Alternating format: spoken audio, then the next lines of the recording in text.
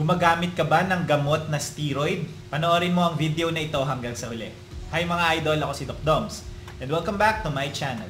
Para sa mga bago lang sa channel ko, I'm a board-certified ophthalmologist and a retina specialist here in the Philippines. So if you want medical and eye contents, please don't forget to hit that subscribe button and turn on that notification bell for more videos like this. Pero disclaimer lang po, ang mga videos na ginagawa ko ay hindi para mag-diagnose ng mga iba't ibang sakit nyo sa mata. Dahil mahirap mag-diagnose sa ganitong platform. Bagkos, ito ay para mas maintindihan nyo yung mga iba't ibang sakit sa mata na na-diagnose na po sa inyo. Ang pagpapacheck up sa inyong ophthalmologist ay ine-encourage. And for today's video, pag-usapan naman natin yung mga pwedeng maging masamang epekto ng paggamit ng gamot na steroid, lalo na kung matagalan sa ating mga paningin. Tara, let's discuss. Alam nyo ba na habang epektibo ang paggamit ng steroids para sa ilang kondisyon sa ating mga katawan, ay pwede rin ito magkaroon ng masamang epekto sa ating mga paningin. Pero ano nga ba ang steroids? Ang steroids ay galing sa grupo ng gamot na tinatawag na corticosteroids na siyang ginagamit para maibsan ang pamamaga sa ating katawan. Ito ay ginagamit as anti-inflammatory para sa mga ilang kondisyon or sakit na nagkokos ng pamamaga sa katawan. Pwede itong ini-inject, pinapahid, pinapatak, nilalanghap, o yung pinaka-common ay iniinom. At meron ding steroid eye drop na ginagamit para sa ilang kondisyon sa mata. Tulad ng tinatawag na iritis or uveitis. Ito yung pamamaga ng parte ng mata na tinatawag na iris at uvea. Ang iris ang parte ng mata na nagbibigay ng kulay dito at nagko-control ng pagpasok or yung amount ng ilaw na pumapasok sa loob ng ating mga mata. Ito ay isang parte lamang nung tinatawag na uvea na siya namang middle layer ng ating mga mata na pinagigitnaan ng retina na pinakaloob at sclera na pinakalabas. Bukod sa iris, ang uvea ay binubuo ng ciliary body at ng choroid. Para sa mas detalyadong discussion about dito, ay may nagawa na akong video about uveitis na pwede nyo nang panoorin. Pwede rin gumamit ng steroids sa conjunctivitis or yung pamamaga ng conjunctiva. Ito yung mas kilala sa tinatawag na sore eyes. Ang sore eyes ay pwedeng infectious or yung dahil sa bacteria or viral infection o di kaya non-infectious or hindi nakakahawa dahil naman sa allergic na cause. May videos na rin ako about conjunctivitis na pwede nyo na rin panoorin. Ginagamit din ng steroid para sa post-surgery inflammation. Ito ay para maibsan yung pamamaga na dulot ng operasyon sa mata. Pwede rin sa tinatawag na keratitis or yung pamamaga ng cornea. Ang cornea ay ang kristal na pinakaharap na parte ng ating mga eyeball na siyang nagkokontrol ng pagtama ng ilaw sa retina para tayo ay makakita ng malinaw. At makakatulong ang steroids kapag nagkaroon ito ng pamamaga. At marami pang sakit sa mata na pwedeng paggamitan ng steroid eye drop. Bagamat makapangyarihan at effective ang steroids para sa pamamaga, ay meron din itong mga pwedeng side effects na pwedeng makasama sa ating mga mata, na kailangan bantayan lalo na kung ginagamit ito ng walang gabay ng isang doktor. Pumunta naman tayo sa mga karaniwang epekto or side effects ng steroid sa ating mga mata at paningin. Una ay tinatawag na cataract formation or katarata. Ang matagalang paggamit ng steroids, lalo na yung mga high dose or yung mga malalaki ang dosage, ay pwedeng mag-cause ng katarata.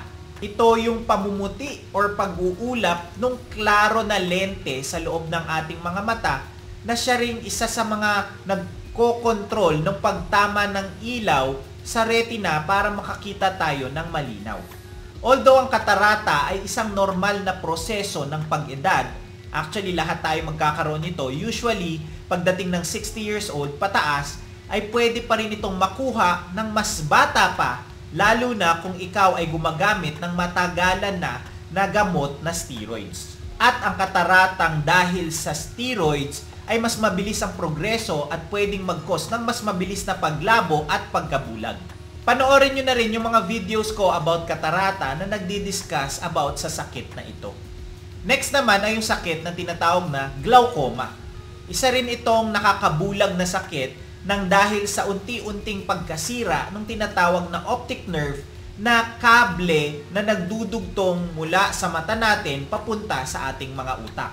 Ito ay kadalasan dahil sa pagtaas ng pressure sa loob ng mata na siyang unti-unting umiipit at pumapatay sa optic nerve na importante sa ating mga paningin.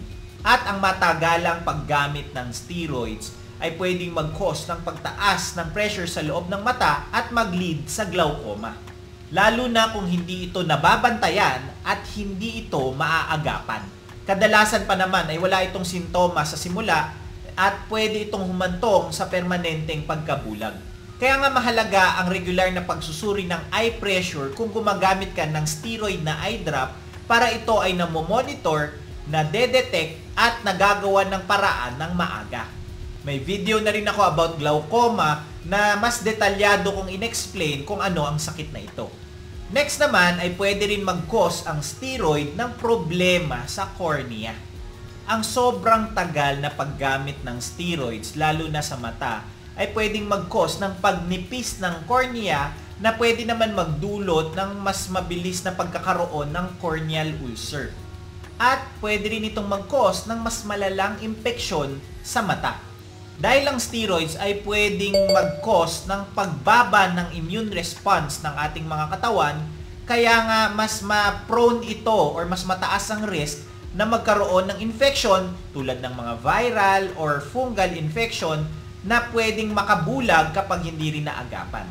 Dahil sa pagbaba ng immune response, bukod sa infection, ay pwede rin magkaroon ng mas mabagal na paggaling ng mga sugat sa ating mga mata. Next naman ay tinatawag na central serous chorioretinopathy. Nagawan ko na rin ng video ang sakit na ito kaya panoorin nyo na lang. Ang sobrang paggamit ng steroids ay pwedeng mag-cause ng leakage or pag-ipon ng liquid or fluid sa retina, particularly sa macula. Ang macula ang responsable sa gitnang paningin natin. At kapag ito ay namaga, ay pwede ito mag-cause ng malabong paningin o di kaya ay parang may nawawalang bahagi ng iyong paningin lalo na sa gitnang parte nito. Kaya kung ikaw ay gumagamit ng steroids, hindi lang yung pinapatak ha, kahit anong steroids, lalo na kung ito ay iniinom, ay dapat na monitor ka ng iyong ophthalmologist or dapat bantayan mo ang mga sumusunod. Paglabo ng paningin, pananakit ng mata, pamumula ng mata, parang may bahagi ng iyong paningin na nawawala at masakit na pagkilos ng mga mata. Kapag naramdaman ang alinman sa mga ito, ay agad na pumunta sa inyong mga ophthalmologist para ma-examine ng maayos at magawan kagad ng paraan. Narito naman yung mga ilang tips para maiwasan ang masamang epekto ng steroids sa ating mga mata. Number 1 ay huwag kayo mag-self-medicate. Kailangan ang paggamit ng steroids ay may gabay ng inyong mga doktor. Number 2, hanggat maaari ay limitahan ang tagal ng paggamit nito. Pero hindi nyo pwede basta-basta natanggalin ang steroids. Ito ay nakadepende pa rin sa inyong mga doktor. Number 3 ay dapat may regular na check-up. Habang nagtitake kayo, lalo na kung matagalan na ng steroids, ay dapat na monitor kayo ng inyong ophthalmologist lalo na ang pressure ng inyong mga mata. Number 4, dapat maitigil ito kapag nagkakaroon na ng side effects.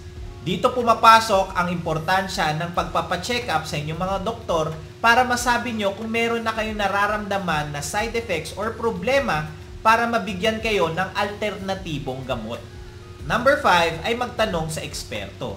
Bago kayo gumamit ng kahit anong gamot, ay dapat binigay ito or nireseta sa inyo ng inyong mga doktor.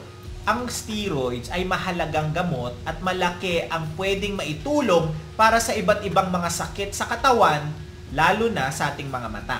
Gayunpaman ay meron din itong side effects na pwedeng makasama lalo na kung matagalan or mataas ang dosage ng paggamit nito.